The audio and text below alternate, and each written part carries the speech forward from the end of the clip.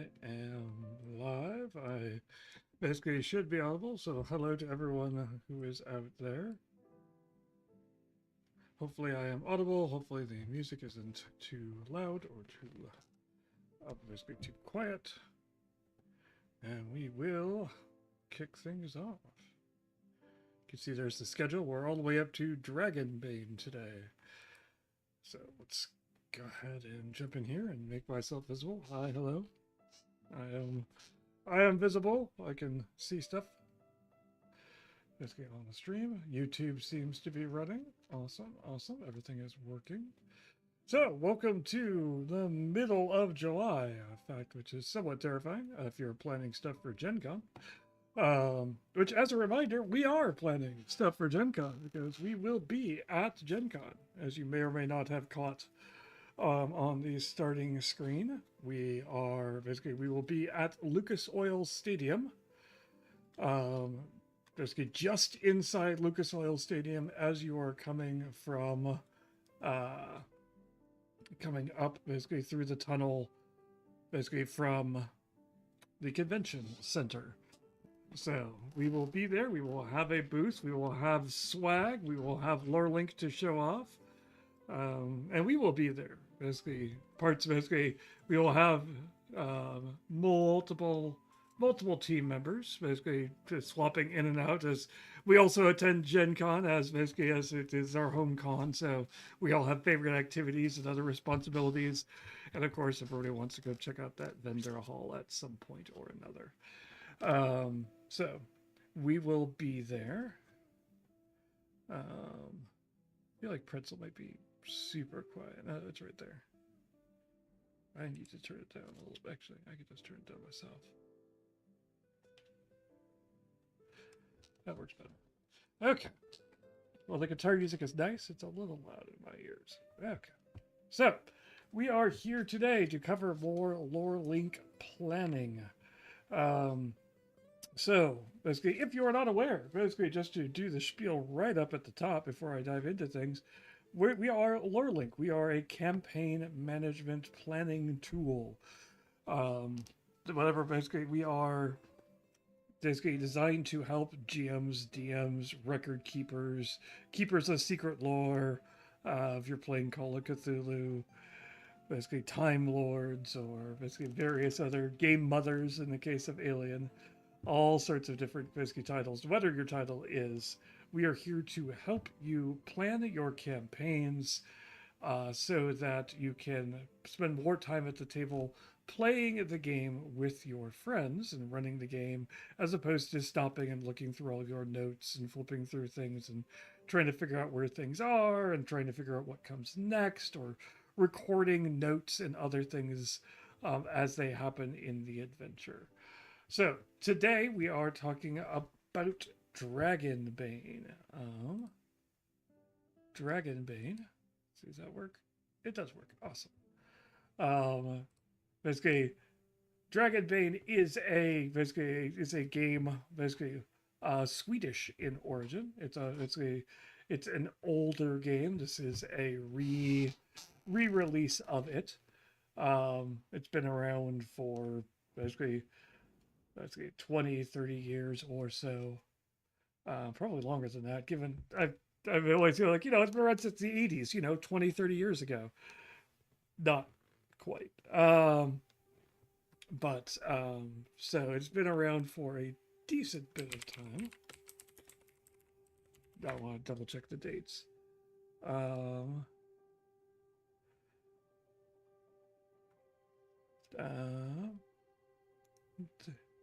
There's it's originally called Draka, basically Draka och Demona.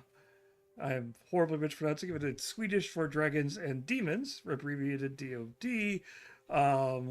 Basically, it was their response to Dungeons and Dragons, as one might guess, and was first published in 1982.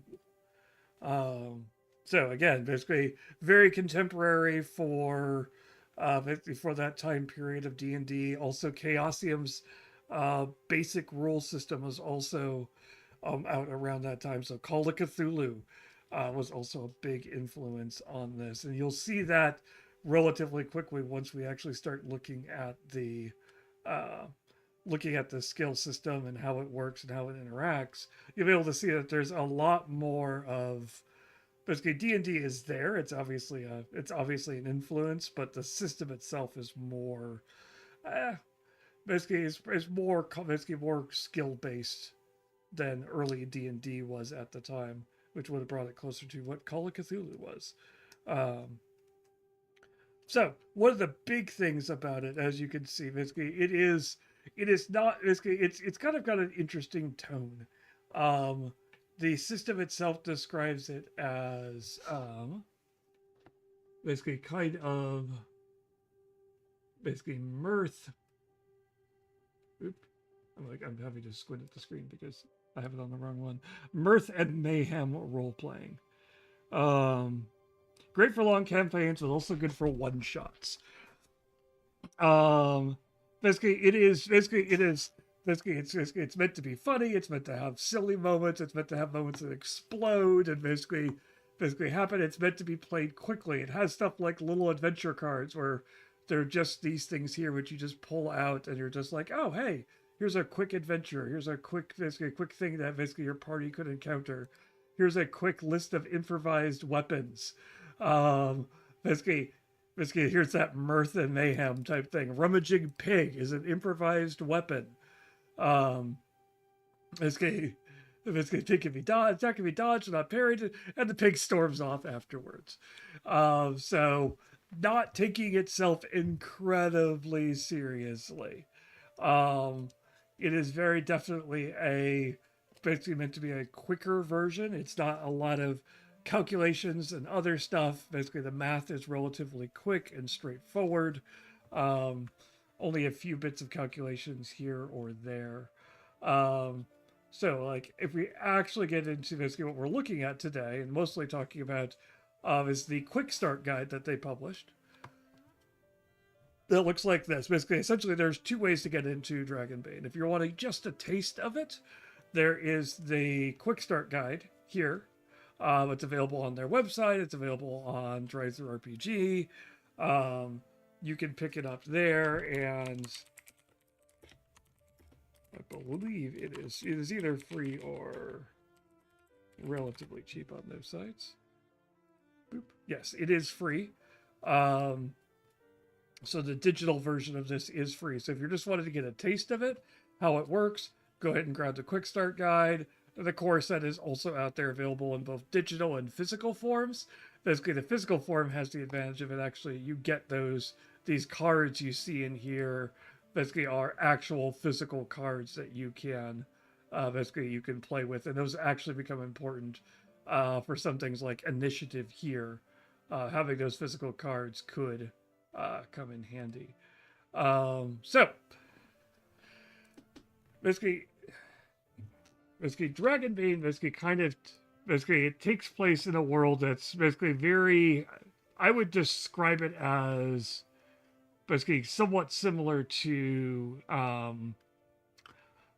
kind of Lord of the Rings-esque. Basically, it's a little bit more magic than Lord of the Rings. The other example would be, and this is digging into my anime roots, obviously, it is basic D&D. It is Greyhawk. It is very much a world that is steeped in not really late Renaissance, but more early Renaissance, which a lot of fantasy games are, with your swashbucklers all over the place and basically people in slashed sleeves and things like that.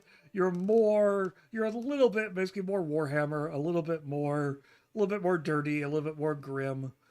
Um, basically type of world. You can see like the art style they're going for, like that's a very Conan-esque figure there. Basically very Northern European, basically Swedish as it is. Basically kind of giant trolls. You're getting some of that definitely European fantasy vibe. Basically more Eastern Northern European fantasy vibe as opposed to the Western fantasy, which is mostly all pulled from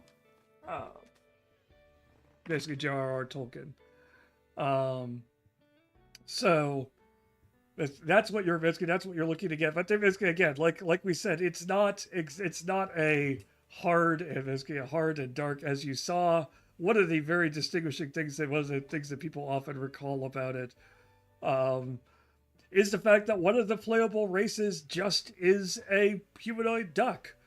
Um, the basically DuckTales, basically a rather Scrooge McDuck, and basically in the Adventures of Donald Duck and the Adventures of Scrooge McDuck, kind of got hugely popular in Northern European areas. Um, like there's an entire rock band which dedicated a song, basically I think it's either a song or an album, to basically essentially providing the soundtrack um, to basically one of those Scrooge McDuck comics. It's one of those epic orchestral songs, and you find out, yeah, it's about a Scrooge McDuck comic. Um, so like they have web feet. They're ill tempered. They're ill tempered, and they have web feet. They look like that. Basically, they are very much your basically serial numbers filed off Donald Duck, Scrooge McDuck type characters, and so any game which has those in it, you basically obviously you're going to take a surface level of, okay, there's only so serious you can take this game. Um, so basically looking at the character sheets, basically character sheets are relatively straightforward. You've got your skills up here, or your stats up here. Basically, you're relatively straightforward. Strength, constitution, agility, intelligence, will, charisma. Then you've got your skills down here, which are based off of based off of those stats. So you've got like bows are based off of agility. Agility is 18, so they have a 7. Basically relatively straightforward. And you're basically the skill numbers go up, and and you're rolling a d20, and you're trying to roll under that number. So higher the skill, the more skilled you are in it. So if you're like, oh, I want to succeed, basically this system, ones are criticals, 20s are failures, which are called dragons and demons. One is a dragon, 20 is a demon. Again, remember the original name of this game was Dragons and Demons. So that's where that comes from. And skill checks are more or less kind of basically you want to do this, roll the skill check, you do it. They have opposed rolls, but not as many as you would think are necessary. Like a lot of combat is I roll to attack. Did I hit? Cool, I did. Basically, did I make my skill? Yes, I hit. Therefore, I did damage. It's not I'm rolling against an armor class of the monster or something like that. Armor the monsters have, like you can see the monster over here. There is basically they have armor, but armor is just there to reduce the amount of damage you do. And so you're not making a massive amount of checks of, hey, okay, I'm trying to hit this thing, and this thing is a heavily armored dragon, so it's this. It's a goblin, so it's this. It's just I'm rolling to attack. I'm checking it against my weapon skill. So like axes, bows, brawling, crossbows. Did I hit? Cool. I'm now checking that against I'm rolling my damage. And then basically then I'm comparing that to their armor. And basically then whatever's left over is being dealt to their hit points. And you're done. Move on. Basically, if you want to get out of the way of something, you want to basically, if somebody's swinging at you, you want to get out of the way, you're either parrying or you're dodging. And both of those require that you have an action. And if you don't do either of those, you're taking the hit. There's no way out of it. If you don't have a dodge or a parry, someone swings at you, you're getting hit. So, like in the case of the wizard here, you can see they have 11 hit points. So they're not taking, basically, combat is going to be somewhat deadly if they're not careful. Um, as things are going to hit you, and if you're not wearing armor, which this guy isn't. If we go back to our paladin is wearing plate mail here. Basically, you have to get used to the fact that this is weirdly, basically, the pages are going to look a little weird because this is essentially front and back. So this is not, well, this is not Orla Moonsilver. This is the Mallard. This is just the front side. That's the back side. They're meant to be printed off. Actually, can I make this a little bit more? I can make it bigger. That's not as useful as I hoped. I want single page. No, I don't need AI assistant.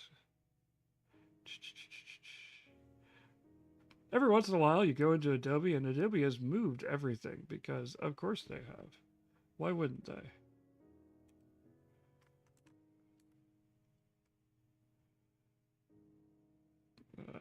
I think these are single pages. That's why.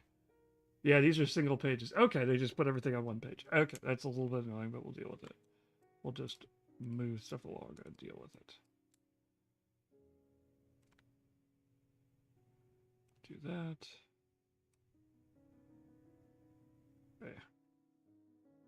But in any case, so basically you saw that the duck, basically the mallard, had 6 armor. And basically they're not really good at basically they have banes, which if you basically they have banes and boons, basically is this game systems basically think advantage, disadvantage. And that's going basically that's the same thing. Basically you gain bane, you roll 2 dice, take the higher. If you gain a boon, you roll 2 dice, take the lower. If you have, but in this system you can get more banes and more boons. So if you have 4 banes, you're rolling basically 4 dice and taking the lower on all of them. They do point out that once you get more than 1 bane, they're like, yeah, you're probably failing. Multiple boons means you're more likely to succeed. And banes and boons cancel each other out. But basically you can see basically it's a relatively straightforward system. Basically movement, basically they have 2 meter by 2 meter basically squares. Again, European game. They actually use the metric system for crazy reasons, you know. So the only other mechanic I haven't really talked about is the fact that you can basically there's magic, which is its own system. Essentially, it is a basically you have a willpower pool down here, and that's going to power some of your abilities that you have. Basically willpower points 3. Basically that gave them basically came from that, and then 2 from Guardian. Basically how much it costs. Basically it costs 3 willpower points to use ill-tempered. It costs 2 wizards to basically use their willpower points to activate their spells and things like that. The only other thing you have is you will note that under each ability roll, there is a kind of it's harder to see, but I'll zoom in a little. There. Exhausted, sickly, dazed, angry, scared, and disheartened. Basically, what that is the fact that when you're playing and you fail a roll, you always have the option to push. Basically, if you fail a skill or attribute roll, you could always. Oops. Can I move? Oh, come on. There we go. Basically, you can choose to push the roll, which means you make another attempt, a new roll flies, whatever it is. If you have boons or banes, you must re-roll all dice. You can never push a demon roll. Okay, you can't push a failure. Basically, a critical failure you can't push. But once you push it, you then pick up one of those banes on that condition. And once you have that disadvantage on that basically on your attribute, you're exhausted, you're sickly, you're dazed, you're angry, you're scared, you're disheartened.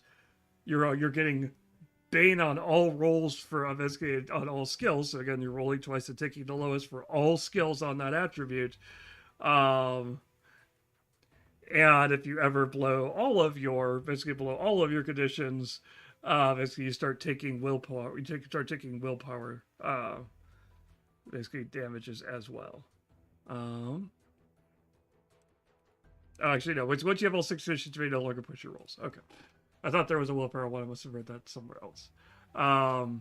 So you can push the rolls to keep basically to try again, but you're going to take a consequence that it's going to be a pain to deal with, and it's going to be a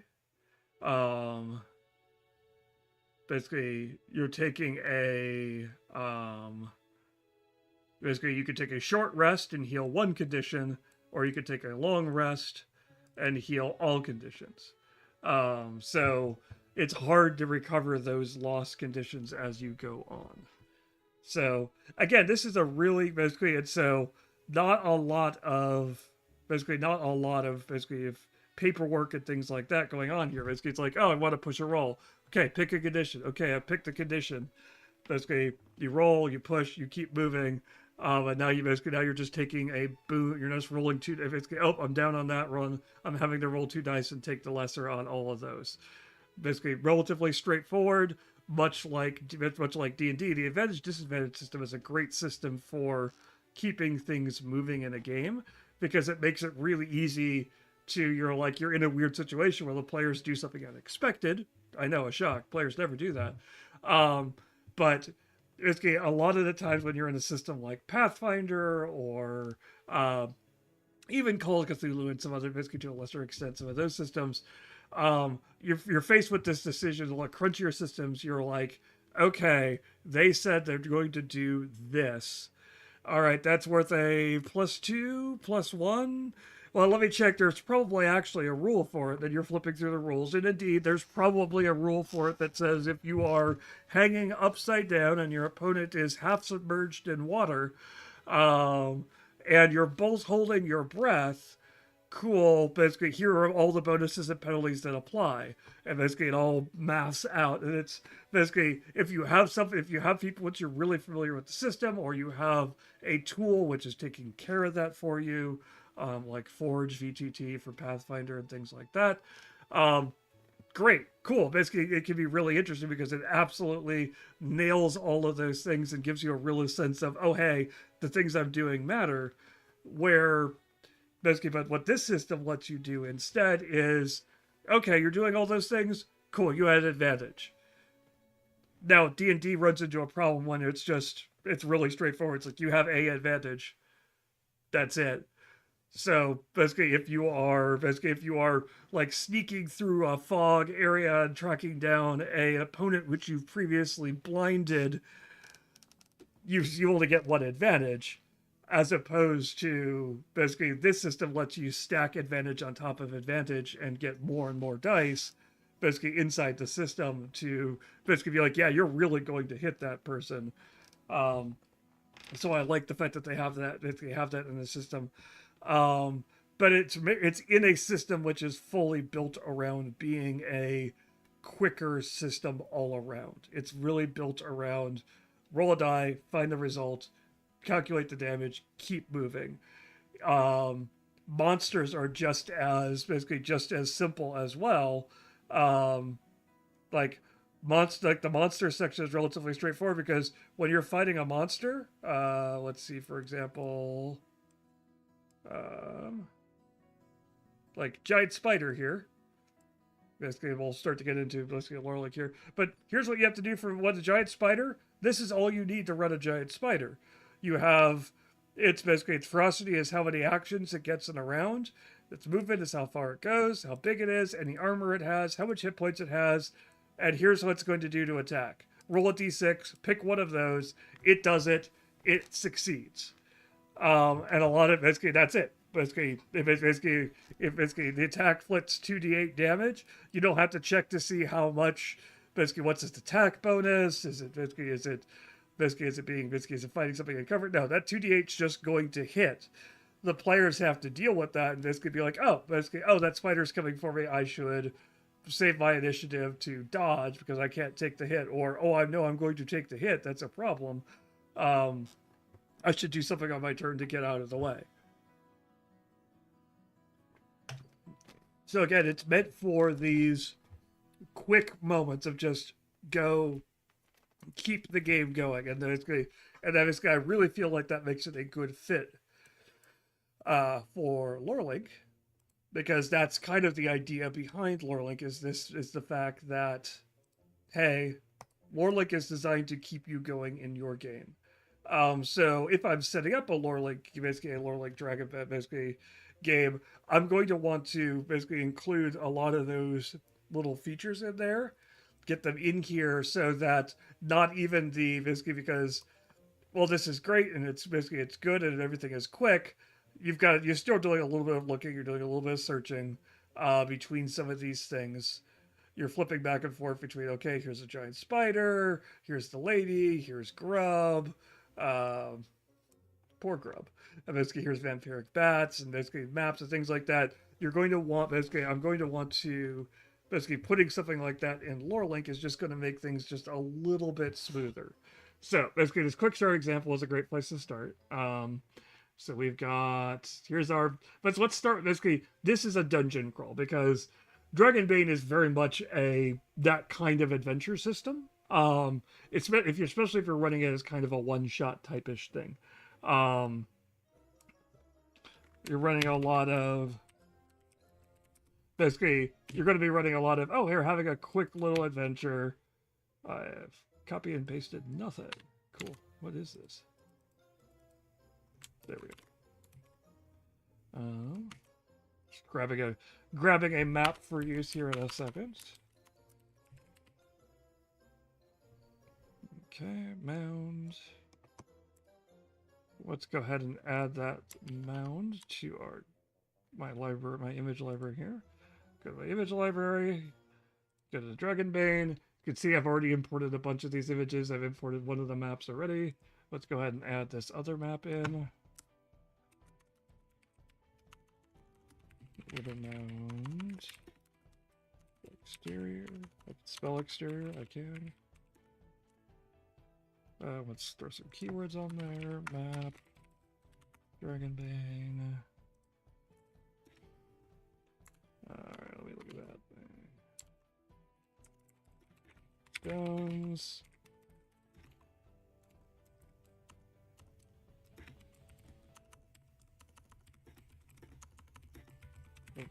Entrance.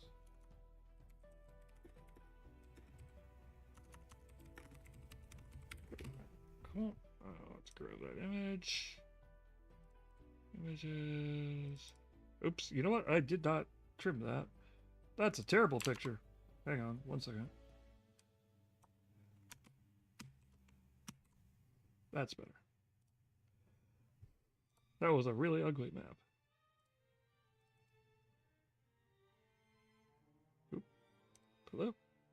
Come on. Work over here. Seems to be, of course, nothing like a stream.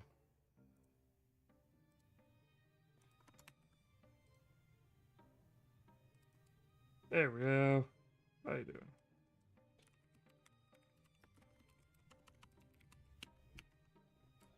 Map. Dragonbane. Keywords make it easier for me to find stuff later. They also basically make it easy to figure out what my use for images were if I'm looking at my image library here. So you can see I've got all these things tagged just to make my life a little bit easier. It helps me find things and sort things really quickly. Alright, now that I've added that, let's go back to my campaigns. You can see Riddermound here. We've got that cool image behind it. You can see it in the background. Alright, so let's start with locations, because, again, with dungeon crawl type adventures, especially since this is a quick start type thing, and if I was working on a more broader scale, let's get to the sidebar, side panel. It's hard to see. Oop, you are right. It is slightly off. Okay, let me handle that. Whoop.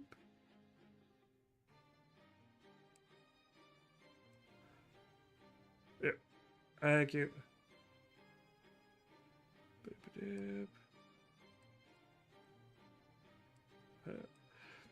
Windows 11 has very helpfully added this little bar that pops up in the center of your screen every time you move something, which is great until basically you're trying to center a window on the top center of the screen. And it's like, would you like to do one of 6 different things through your window? I'm like, no, I'm just trying to move this one. All right, so that was be creating. So I can quick create. Let's create the location. So okay, so if I'm doing a dungeon crawl, I'm going to basically locations are going to be where I start because they're the heart of the adventure, and they're going to be the thing I'm going to want to probably going to spend the most time bouncing around, and so I'm going to want to cram as much center my information around that because that's going to be where I'm going to be looking at a lot. Basically when I'm working with actually gaming at the table. It's going to be a whole lot of players come into a place. Okay, pull that up. Okay, this is the room they're in. This is the event that happened in that room. Cool. There are 2 choices of where to go from there. I'm going to want to be able to quickly jump from there. So let's see how that will show how all that works. So, looking at the adventure, which I'm going to pull up on the side thing. Come here. Whoop. So, we're going to start with the burial mound. And if you're wanting to track things, basically says that they are basically matched by number. You can basically put the number quickly in front for sorting purposes. Of course, all these, basically a lot of these things will usually have this quick read section.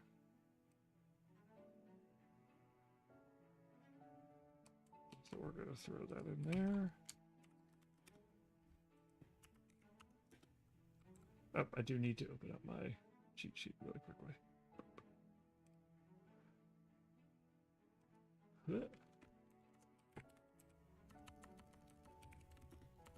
Because PDFs are always formatted slightly weird.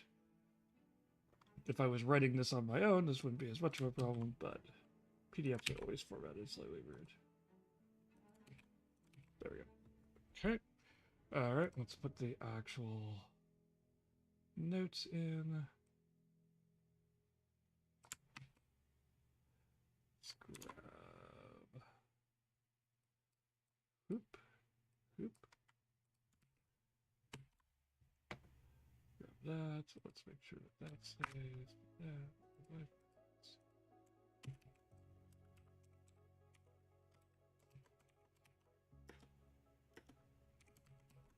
Let me throw that in. Okay. So basically we've got all that in there. Now we can break it up basically if we want to give it some formatting. Let's call out some of our areas here.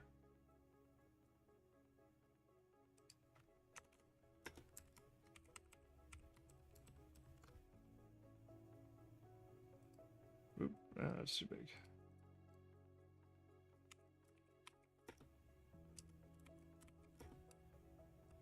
You can see our preview at the bottom, which is giving me a good indication of what things will look like. You can either do it that way. I think I do like it with the dots. I think that'll make it the easiest to read. Let's do that. 2 by 2 meters. Okay. So pushing aside. Tracks are dropping. Clear footprints can be seen across the hill. Players and characters identified succeeded with a, let's call out the bushcraft roll so that I can see that. And again, note that basically a lot of systems would have a DC associated, basically a difficulty class associated with this roll, which you'd have to come back and double check. Basically, after your players made the roll, basically see if they succeeded or not. It is just, hey, roll against your skill. Did you succeed on your skill? You did it. Again, basically simplifying the system, making this go a little bit faster and snappier.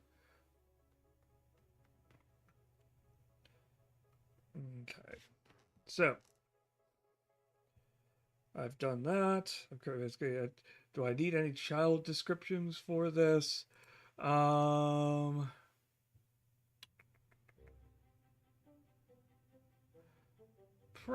Basically, there's a little bit of information. There it is. There's probably. So what the child description lets me do, is basically if there's anything that I feel is important about this section or any of the sections which are associated with it, I can put these notes in here so that I don't have to keep coming back to it. Like a lot of times, especially if I'm basically dealing with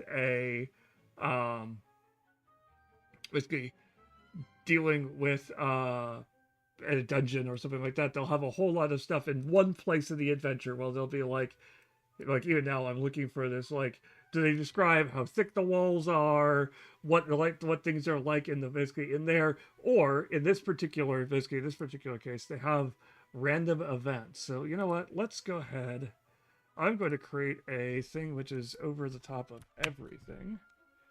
I'm just going to call it the Riddermound, which is the name of the adventure. We'll just save that for now.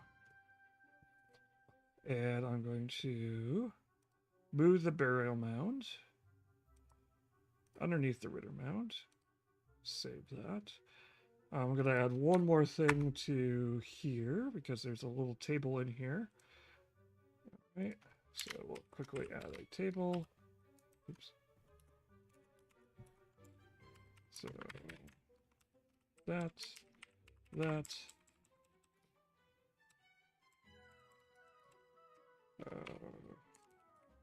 D6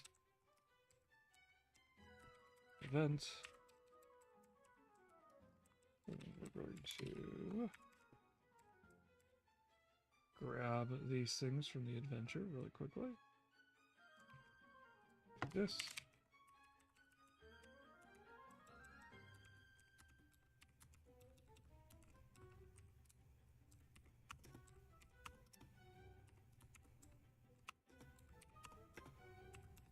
All right.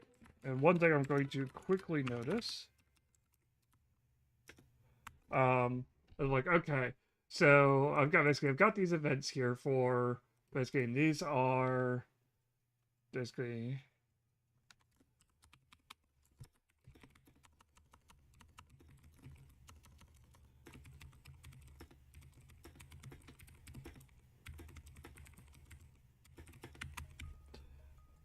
so that lets me know basically this is something that will happen if they are outside. Okay, 1 to 3, 4 to 5, 6. Let's break this up so it formats it slightly nicer.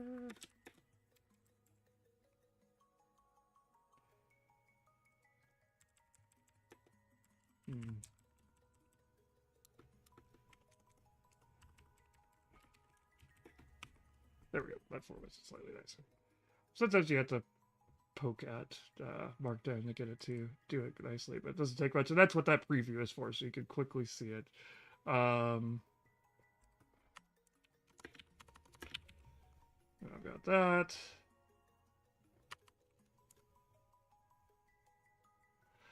Yeah, I don't quite like to look at that.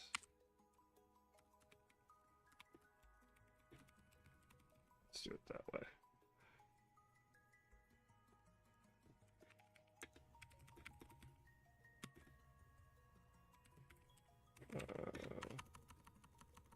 Let's be encounter table. Shift. There you go. So now I've got that rest of the column. So I know basically something I'm going to notice, basically patrol of goblins and the white. Okay, cool. So I know those things are basically, if I roll those, I'm going to want to know what they are. But right now I don't have anything for them. And if I want to link them, basically I'd have to leave. But I don't have to leave. I could just go in here and be like, okay, let's take creature. Let's quickly create a goblin. If I wanted to, I could call this like Patrol of Goblins or Goblins. Like, I don't have to basically, I could pull up the details for this now, but yeah, I'll deal with that later. I'm just going to create that, and then I'm going to, now that I've done that, I could go creatures, goblin, And now down here, basically patrol of gob. I can edit that to say goblins. I can remove that space so it doesn't look. Basically, patrol of goblins. Twice as many of the characters with stats like Grub. That's another one which I can just call out quickly because he's a named character. So we'll call out this guy. And if I wanted to, I could basically have both Grub and Goblins link to the same thing. It's up to me how I want to do it. If I want to, if I want to change up how Goblins run, I could do that. If I want to keep them the same. So, characters. Grub. There. And now I don't need that silly page 31 reference, which means that I have to spend time at the table flipping around. And one more thing, there's an enemy there called the White. So let's create a creature. We'll call it the White because it is a proper noun somewhat. And again,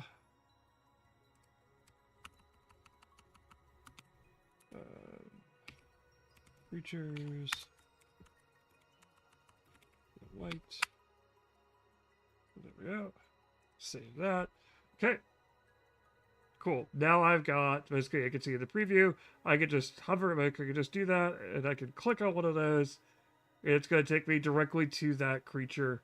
And basically when I'm running the game, that means if I roll a d6, I'm not, basically it's a right, basically this is just a click or a right click, basically if I want to open it up in a new tab so I don't lose my current place, to actually pull up that entry without having to basically leave what I'm doing or flip through the book and flip to page 31 and then flip back to this page later to figure out what else is going on, etc., etc.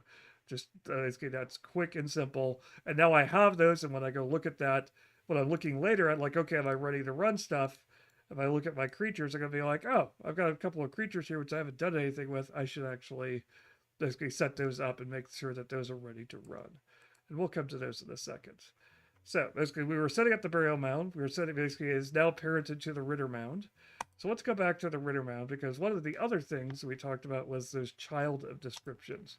And basically, child descriptions are the places where you're going to put stuff like, hey, this is what everything inside the mound looks like.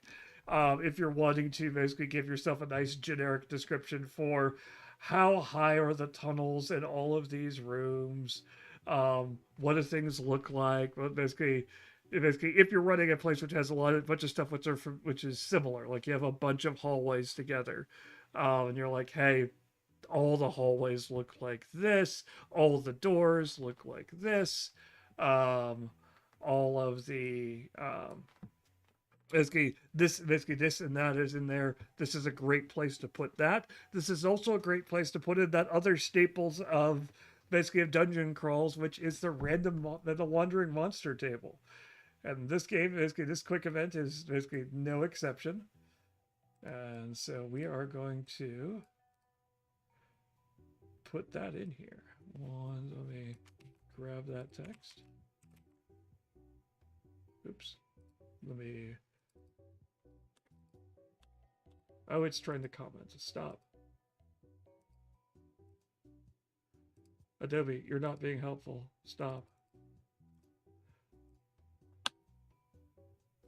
So much of what you tried to do, Adobe, does not help. I do not want an AI assistant. I just want to open files and look at them. All right.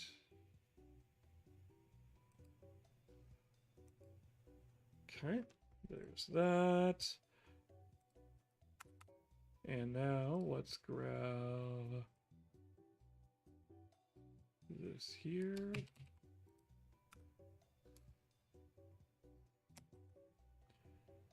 So now we're going to grab the table really quickly.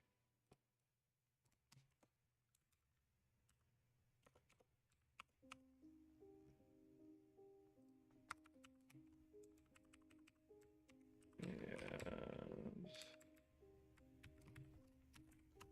roll events. Delete. Oops, go back. delete, delete.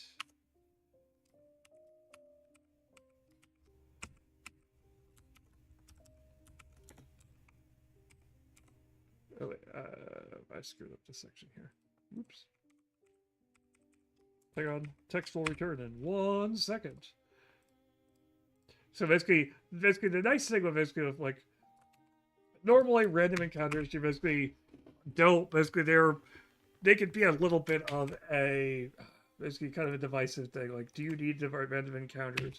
Like they existed a lot of the time in old school D&D because everything was experience based. It was very much a it was not a narrative game, it was a miniatures warfare game where you were trying to you were trying to get to the highest level. So basically combat, this wasn't about role playing as much as it was a combat game that had a little bit of role playing attached to it, as opposed to more modern games these days, which are role playing games with a little bit of combat attached to them. A lot of the time is what people want. And because of that, so experience was really important. So making sure that the players had enough time to enough chances to encounter things so they could get their experience level up so they could fight whatever it is that you were going to throw at them next was super important. And so that's stuff and combat was one of the only or best ways. Again, early versions of we're not actually doing a table yet. Did that fix it? There we go. That's the great thing about preview. It lets me know immediately if I've screwed something up with the markdown. I can just look at it. Let's call out these things because they're the names, so it'll look a little nicer.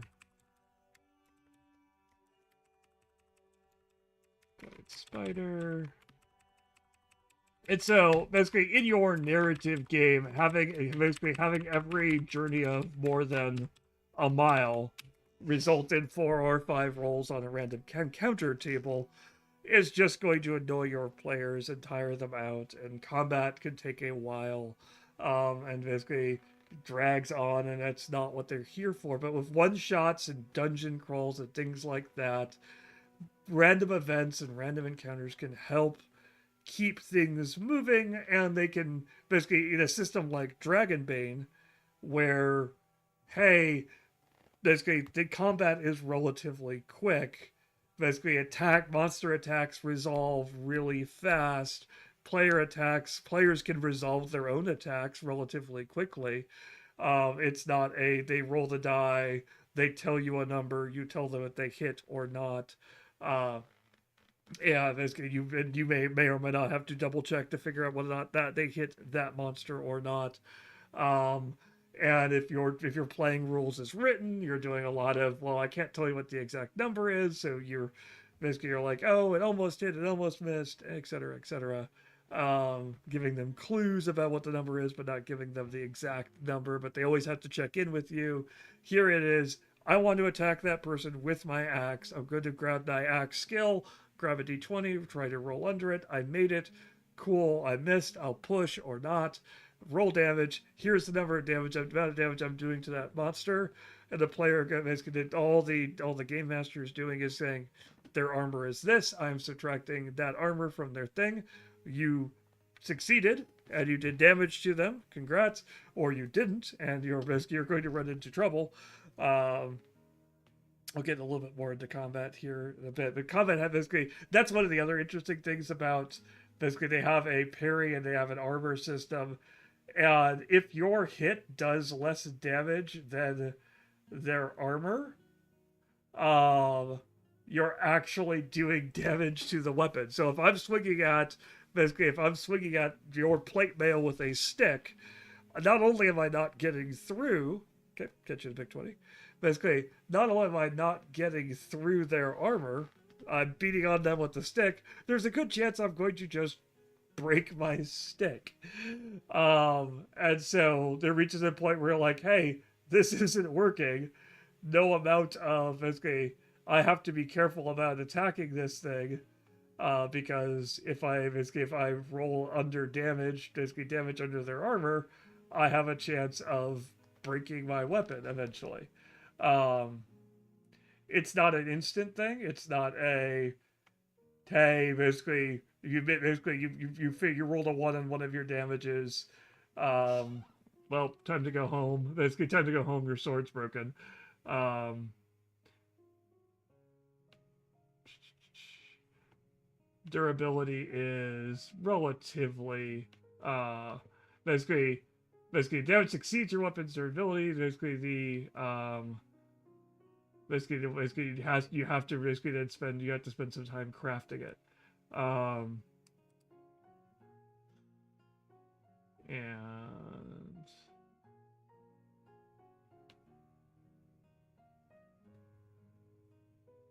basically, yeah, the damage from the melee attack is completely negated. The attacking weapon itself suffers the damage instead, which then you check its durability and you say, oh, this is a low durability weapon, like your stick. It breaks. If it's a high durability weapon, oh, okay, it could probably keep doing that for a while. But again, all of that is relatively quick and straightforward, so that you are basically not spending a lot of time doing checks and comparison and things like that. So basically, again, I talked about basically this child description being important for a dungeon crawl, because let's basically now if I go to the locations, I've got the burial mound underneath the Riddermound. So if I'm like, hey, are there basically the players are taking it a little bit long in this room, basically is something going to happen there? Oh, here's the notes from the parents, Riddermound. Here's my random encounter table right there. I can reference it whenever I want. I can shrink it back down. It's not there all the time. It's not basically being this giant block of text I have to keep referencing. Basically, it's not important. But if they start to do it, I can find it in this room and I don't have to go flipping back and be like, okay, where was the random encounter table? What page was it on? What basically, or wonder what room did I have it under, et cetera, et cetera. It's just right there basically as that note from the parent. Also, basically the other important thing for, go back to edit mode, basically maps. Maps are super important. Let's go ahead and let's go to Dragonbane. Let's grab Riddermound. Let's save that. So now I've got the map right here. So basically when I go through and I'm creating rooms, I'm going to quickly create the other rooms in this dungeon really quickly.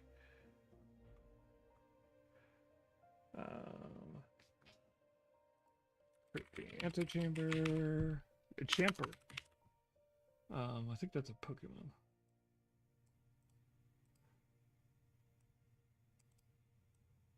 Oops. Grab that. Let's do this. Boop, boop, boop. Okay. So grab this. Same thing again.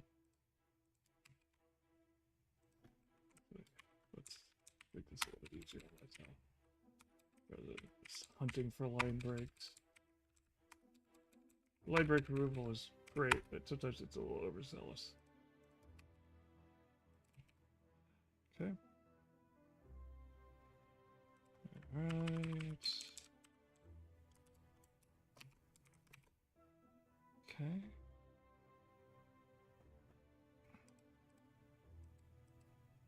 We'll deal with that in a second.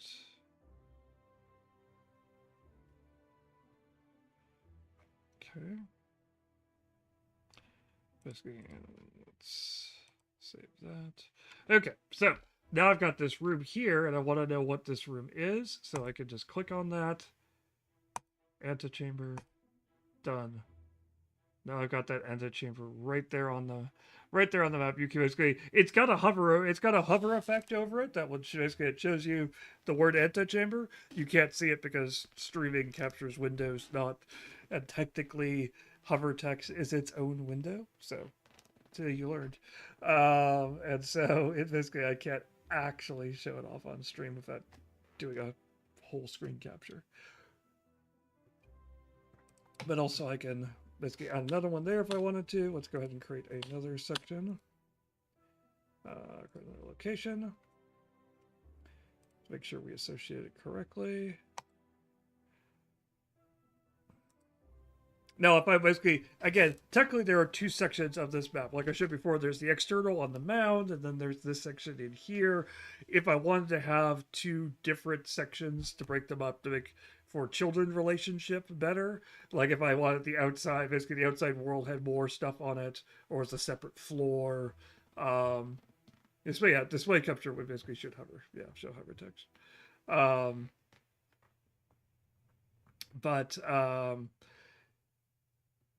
Basically, but in any case, basically, if I wanted to break those up, I could do it that way. Right now, I'm just doing it as just one giant building, just to make things a little bit easier. Name. Oh, this is the Mound Tunnels. Let's go and call it out with the number because that makes it a little bit more sense. Okay, let's grab the text.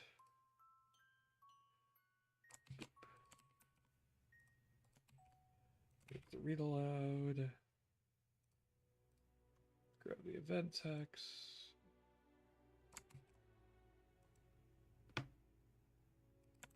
Format that.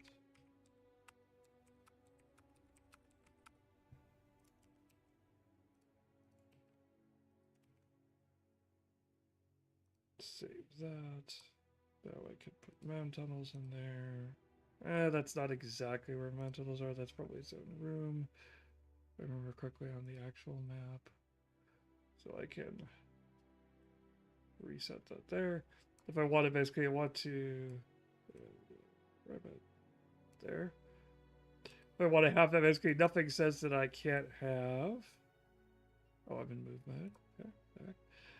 Basically, if I want to make it clear that all of those are mound tunnels, I can create multiple hotspots so point to the same spot. Not a problem. I'll use move to adjust them so it's slightly nicer. There is a behind the scenes grid that things are on, of course. It wants to be finicky. But we can get it relatively pretty. There we go. Okay, we can save that. So, there we go. Now we got those mound tunnels set up. Let's do let's grab that, basically. And again, basically, having this map here is kind of giving me a quick guided focus through all of this, so I can be like, okay, I need to go back to edit mode. Oop. I keep clicking on that first, but I need to click this first. So this is 7 guardhouse.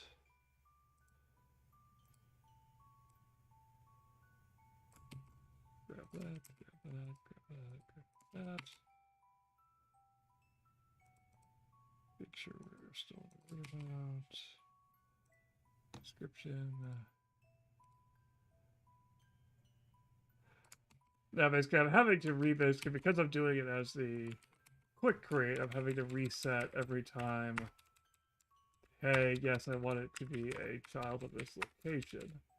If I got tired of that, there are multiple ways to create things in.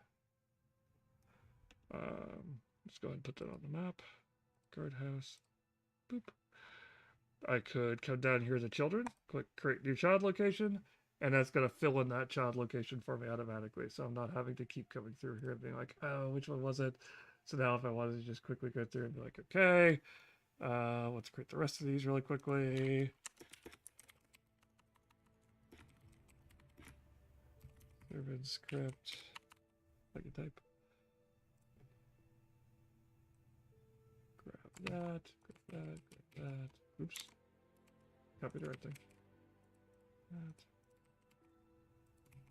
That.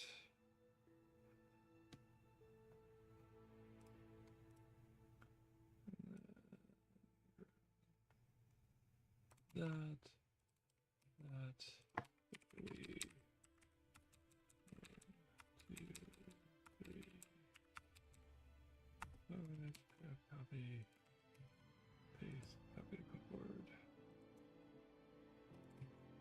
There's that. Good sort by name. Missing a 2 and the anti-chamber didn't get correctly moved over. Want to grab that. We'll deal with that in a second.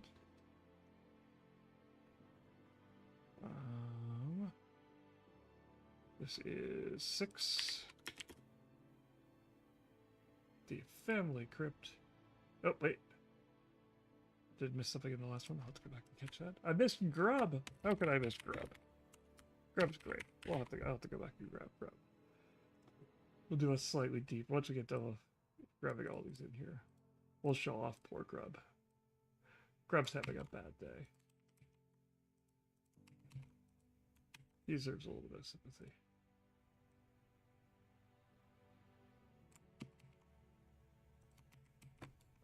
Whoop. That was a brilliant hotkey press, which not the hotkey I wanted, but it wanted to push it anyway, so that's when we switched tabs.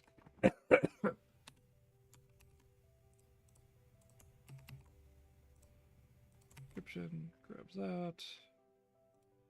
That's 7.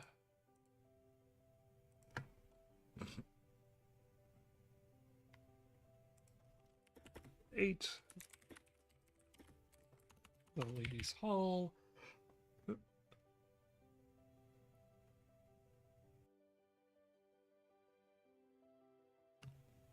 I literally had a brain moment where I'm like, to mute myself, I press up here because I've been in meetings all day, and that's why I pressed to mute. But now I'm on stream, which means I press the stream deck button. Yeah, it's fine. I'm fine. Ugh, okay. More read aloud. And again, we're going through these basically and throwing all of these in. Basically, we're doing it relatively quickly. We're not spending a lot of time going through them. If I was actually running this tomorrow, for example, I would be using this time to actually go. This would be a great, basically not memorization tool, but basically a great way to familiarize myself with the adventure by looking at the map and adding things to the map and knowing, okay, this is what connects to this. This is what connects to this. When they're talking about this, that means this. Typing this stuff in is going to help reinforce it in my mind. And so it's going to give me that a few seconds head start, which, like, even with Lore Link, it's still going to be a click, and basically it's going to take you a couple seconds to click and get over there. It's faster than flipping through a PDF or flipping through a book if you're at the table, but it still takes a few seconds. And a lot of times as a GM, you don't want to stop and pause and then do it. You're basically, if you have that understanding, you're like, oh, okay, inside this room, basically small stove, basically you're remembering small room, oak table, torches, mummified woman. And so you're able to kind of start riffing on that as you bring it up. And basically, so you're not leaving your characters hanging. And by the time they get to the point where they're actually interacting with things, you've got it pulled up and ready to go. Because you're familiar with it, you're not going, oh, right, this is what room again? And then you're halfway through the room description. You're like, oh, yeah, there's a very important thing in here.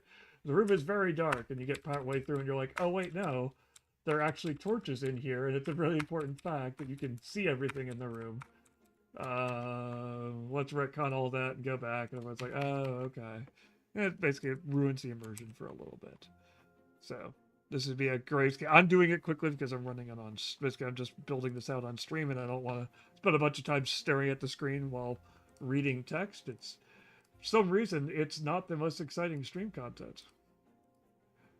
Basically, Twitch marketing execs have told you basically people staring silently at the screen for long periods while something's on. Basically, while text just sits there, doesn't make the most thrilling of streams.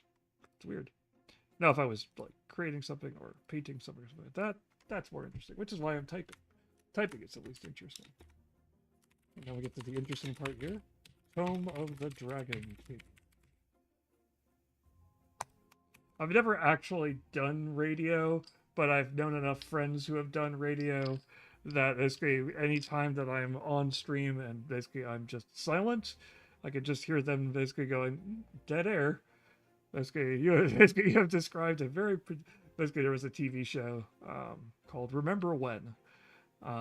Used to be on the AMC, which was about an old time radio show, and basically somebody got onto the someone basically won a contest to write something for the show, and so shows up and is like, "Oh, I think you should hire me. Basically, here's some of my best writing," and it's this great dramatic scene where two characters walk into the room and stare passionately at each other, their eyes doing all their talking, them moving slowly towards them, and the radio exec's like, "What you have just described to me is 30 seconds of dead air." She's like, "Oh, yes, this is radio. We need basically people need to be talking, describing. Stuff has to be going on. Basically, you need to be painting pictures." Basically, you can have very great dramatic moments which work great on the paper, but don't work quite as well in those situations. And so you end up with situations where you're like, I have to keep talking. Otherwise, things don't work. Basically, otherwise the stream dies. Things stop. Alright, Tomb of the Dragon King gets added in. Okay, so we've created all those, so we can finish filling out our map here. So actually I think I've got one more technically. Yeah, I've got two. I need to create two. It's going to bother me if I don't create two, so I'm going to do it really quickly. It's really short, don't worry. Shaft. Shut your mouth. Just talking about the shaft.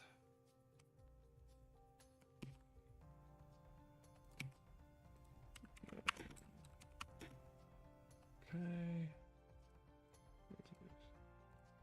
Ugh.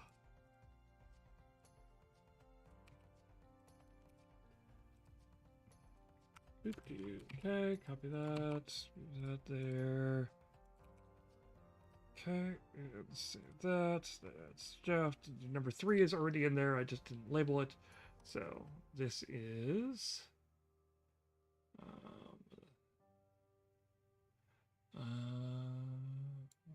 Okay. That's what I'm going for. This is 5, Servant Crypt. This is 6, Family Crypt. This is 8, Ladies' Hall. And that is 9, Tomb of the Dragon King. Excellent. Let's boot that one down a little bit. That works a little bit better. Boot that one over a little. There and there. Okay, save that. Okay, so now I've got all of those in there. Basically, so I've basically, if I go to locations, you can see I've got all those listed under Riddermound. And basically, you can tell Antechamber didn't get updated correctly. So I'm going to just do a quick fix for it. It's really easy to fix. There it goes. Then I'm back. All these are here, 1 through 9 are right there. If I click on Riddermound, I've got that map right there. I can just click on map, boom. I can use that to hop around. Basically, if I'm looking at it in view mode, I can just as easily click on one of those, boom. Now I'm at the Ladies' Hall. Basically, I can look up all of those things. And basically, again, I've still got those notes from parents down here that gives me that quick table lookup really quickly. And if I want to go in here and basically, one other thing I could do that makes my life a little bit easier is basically all of these are under basically Riddermound, and basically everything is underneath it. But basically, it's going to be you could probably see there's a little bit of a pain if I go to the Ladies' Hall. If I want to go to the Whites, basically they talk about here to the north, the Tomb of the Dragon King. Basically, I don't really have a quick way of getting there. One way I could get there is I could, of course, come in here and change this text. Oop, I'm in the preview. There we are. I could change this text to location. I know it's number 9. Oop. It's being fussy. I don't know why it's being fussy.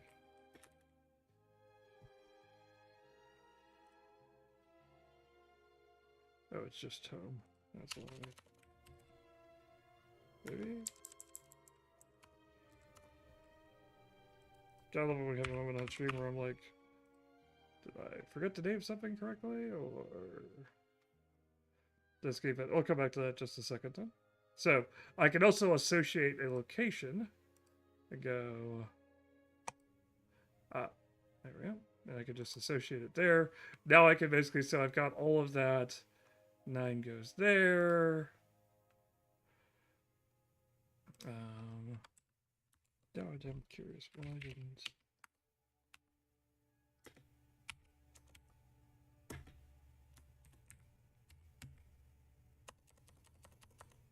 Basically, the fun part of it doing another one of the reasons why we do these streams is so we can find stuff like this. Because, you know, we use the system just as much as everything else, so it's great to be able to track down. Oh, hey, there's a weird bug where, for some reason, it's not finding that because I'm starting it off. I started it because of how I set it up. It's not finding it correctly, so I need to take a note for that to myself and basically look into that later.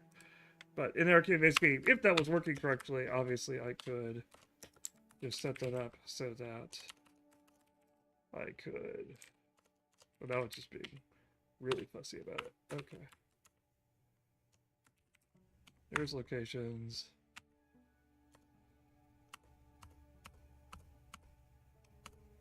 I'm really like, can I get it? Can I? Is it finding any of the other ones? Like if I do 8. Okay, 8 is working. 9 is not. That's interesting. I'll have to figure out why. But basically, so, like the family crypt, for example. Hopefully this one works. There we go. Family crypt. Boom. Basically, adapt everything tell us to the family crypt.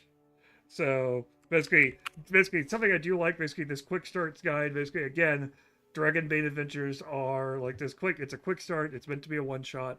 I do like the fact that they have included in the text itself what connects to what from this area and what type of entrances they have, rather than a lot of times I've run Paizo adventure paths, and Mike probably talks about this when dealing with Quest for the Frozen Flame, is you'll have a situation where you'll have a location, basically you'll have a series of rooms, and those rooms will exit to other rooms, and you have no indication from the little paragraph. It's like, okay, there's a door to the north, there's a door to the north, and a tunnel to the east, and that's all they'll give you, and you'll be like, okay, the door to the north probably connects to. Then you flip back to the map, or you look at the map, or basically, and you're like, oh, okay, yeah, it's connecting to that. And basically, and of course, you get those funny things where you're like, which door to the north are they talking about here? If there's a room that has multiple doors on the north side, or if there's one on the northeast side, one on the northwest side, is that door east or west? Basically, nicely, Dragonbane basically has at least from basically the best solution inside the PDF is, hey, here's what connects to everything from it. But Lorelink can kind of basically do that even one better. You can have that as a link. So now it's a link that connects to it, and I can just right click on it and go to it directly. Or I could down here in associated locations, I could just as easily go through and be like, okay, I know the fact that it is the Tomb of the Dragon Knight is one way. The family crypt is another direction.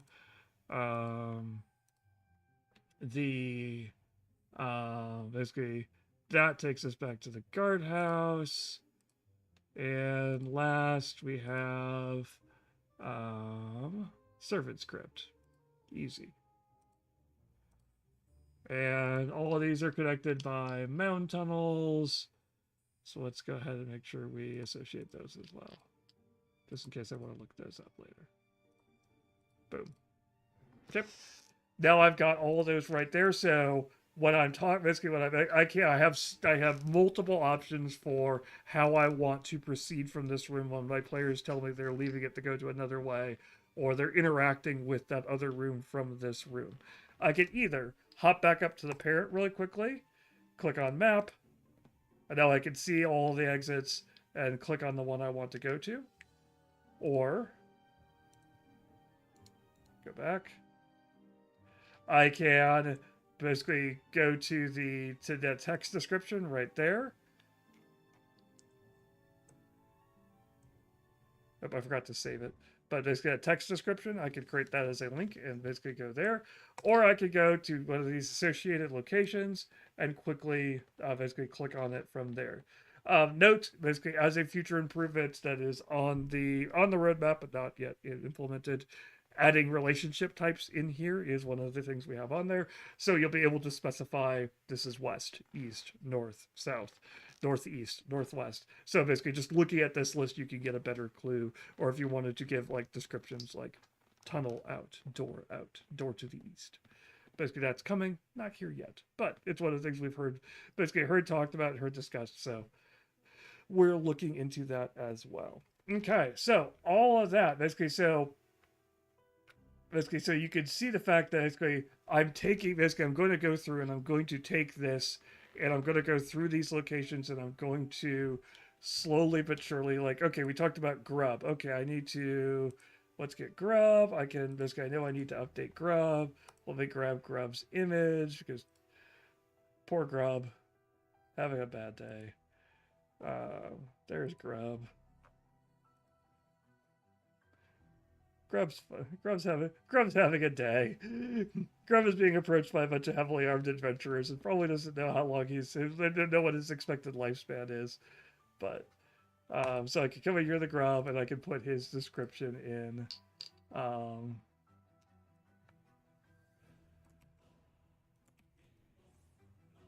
Oops, that's it's too many for the short description.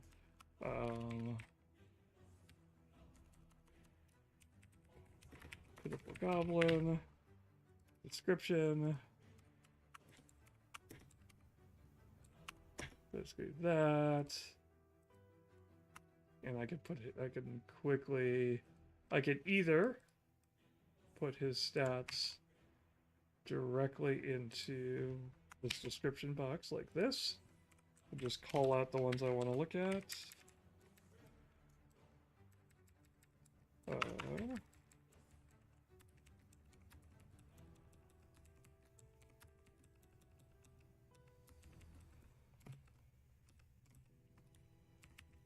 Oops.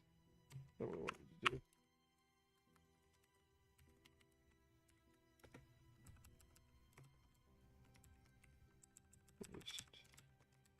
So I could call them out this way.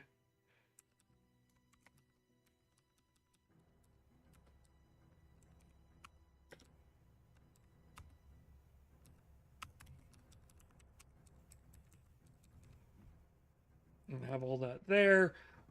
If I wanted to, I could also do custom fields. As you can see, a lot of these monsters have had a particular set of stats. So, for example, they have had movement,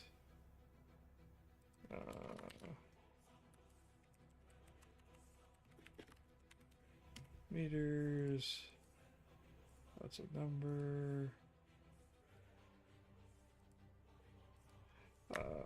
They've had ferocity.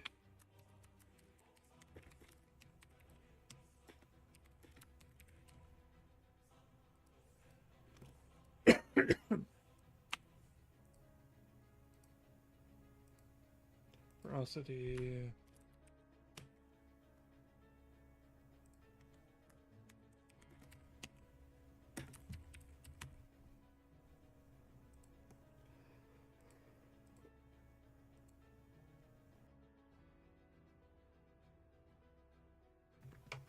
And then if I wanted to put skills, as in this case a long field, I could do skills as a long field.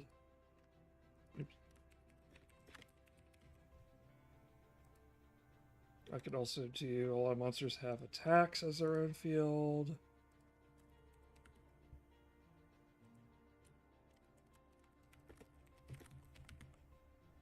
That's another long one.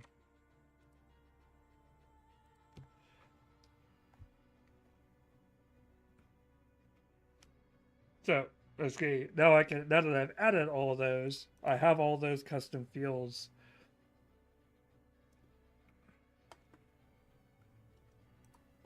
And I can, rather than having it in basically in the description like that, I can break it. I can make it a little bit easier to read.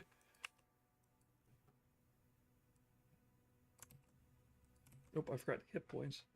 How could I?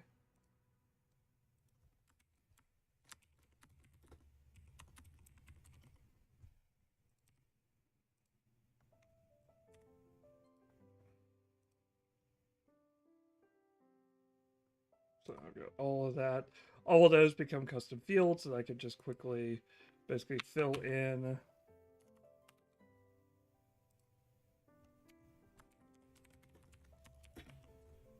Just like that. And basically now they're there. Now they're available. Now it's a little bit easier to read. Basically I could do it. Basically I could either have it in a table like this or broken up into basically into fields like that. And the advantage to doing that is the fact that if I'm like, oh, hey, I want to do this for every monster I create, I can quickly create a template from this lore. Basically, I'll go ahead and link it. Yep, all those come from the template now. And so now what I can do is when I'm creating a new character, I can say based on a template, link that. And I can start with all of those, basically all of those fields come with it. And basically I get all those fields automatically and I can fill them in. If I wanted, basically I could clean up that template a little bit. Basically so let's change it to just Dragonbane character. Can pull some of that stuff out, things like that. It just leaves it as the template itself. And now I could use that template wherever I wanted to. So, all of that to say, basically, basically, when looking at a one-shot, basically dungeon crawl, quick adventure like what Dragonbane is really good for, basically helping to do, basically building and running and getting it through, I'm going to focus on making it so that the adventure runs as quickly and smoothly as possible, because basically a lot of time basically that's kind of how Dragonbane is built out, is for, hey, let's run some quick adventures. You can have continuity, you can have campaigns and things like that, certainly, but it has a lot of great features for just keeping things moving, keeping things smooth, and building out the basically building out a basically kind of quick one shots, quick improvisation, quick just going through basically relatively quickly, and building out basically using LoreLink to help speed that out and help basically smooth out that process, really basically can just aid basically help that really feel like what Dragonbane should feel like, which is a quick fun, that mirth and mayhem adventure, because you want things to happen and basically people to react, and then things to keep basically more things to happen and laughter, and just keep going and continuing, and not a lot of downtime of looking at stuff and people pull their phones out and stop paying attention or get distracted, get up from the table, etc., etc. You want things to keep going and kind of be frantic and basically keep moving, and basically planning things out that way, I think, really helps with that. So that basically pretty much wraps up our session for today. Thanks for sticking around. Thanks for watching. Um, so basically going forward from here, if you enjoyed this video, please basically follow our channel. You'll find out more about the streams we'll be having. Like we popped up earlier, you can see the fact that next week we're going to be talking about Red Sky, which was a game that I picked up at Origins from one of our booth neighbors. It's a really interesting 5e D&D world. So I'm looking forward to basically going through that, talking about basically running campaigns in worlds like that. It's a really interesting kind of basically post-apocalyptic, basically science, basically advanced, basically lost technology is magic type thing. It's a really interesting world. I'll be basically very interested to talk about that. So basically that is what's going forward. The week after that is basically will likely be a kind of a wild card week. I believe currently we're planning on having a guest streamer on, because while that is going on, we're going to be moving into Gen Con. That 30th is the first day where we get to put stuff into Gen Con. That is July 30th. So 20 will be taking over streaming here and is going to basically pick out something interesting. So you get to watch, basically 20 gets to come out from behind the moderator's position and come on to stream. They're a great streamer in their own right. So if you're interested in any of those things, basically please toss us a follow. That will give you an alert when we go live. In case, basically, because we got Mike does his streams on Mondays, and so you may or may not know when to expect that to happen. And occasionally we do actual plays on other days, so following is a great way to get alerted. Oh, hey, cool, they've gone live. So toss a follow there. If you want to toss us a subscription, basically we will basically, I know the Twitch Prime, the Twitch subs have gone up in price. I think they're $6 now. If you have that money and you're willing to basically spend it, or if you happen to have one of those Twitch Prime Amazon gaming subs that you basically don't know what to do with and you want to throw it this way, basically as a way of saying thank you for what you've basically thank you for what you're doing. You've learned something interesting. You've benefited from our stream. We appreciate that. That is an awesome way of showing appreciation that way. And outside of that, we have basically if you're wanting to keep track of what's going on with LoreLink, we have basically, I'm just noticing that 20, who is normally a moderator, has lost their internet, so they're not here. So I think there we go. There's all of our social media. Blue Sky, Facebook, and Instagram are available on there. And if you want to check us out there, if you want to follow us and basically keep track of upcoming events, giveaways, and other things, those are all there. We also have, basically, if you want to sign up for our newsletter, basically our Get Started page will also give you information about LoreLink, what we're doing with LoreLink, about basically examples and things like that. And I think, yep, there's the last one. So basically newsletter is basically you're like, hey, I don't want to engage with social media because social media is awful and a time waste, and I'm just trying to avoid it. Awesome, we understand. Our social media manager agrees with you. You can check us out on our newsletter and you'll get a once a month thing. And occasionally you get cool stuff. Like just this month, we actually just did a giveaway to all of our, basically where everyone on our newsletter. Basically where we drew names out of our newsletter hat, as it were. And lucky winners won 6 month and 1 year subscriptions to LoreLink. So basically, it may pay to actually follow the newsletter. And last, if you're interested in any of the content that we've done on here, systems is that basically that system page is going to show you where we've looked at other systems and how we'd use them in LoreLink as well. And also that website talks about, it's also the website that talks about what we're doing with LoreLink, how to look at things, basically what's going on, basically benefits, pricing, and all of that stuff is on the website. So all basically, and it also clicks to basically YouTube, which is its own last thing. Which is if you caught part of this, basically you want to catch more of these, you want to see what we've done in the past and some of our other systems, some of our actual plays and things like that, check out our YouTube channel. That's where everything from this stream gets archived. All right. Yep. So basically we are just wrapping up. So thank you all for watching, and we will catch you all later.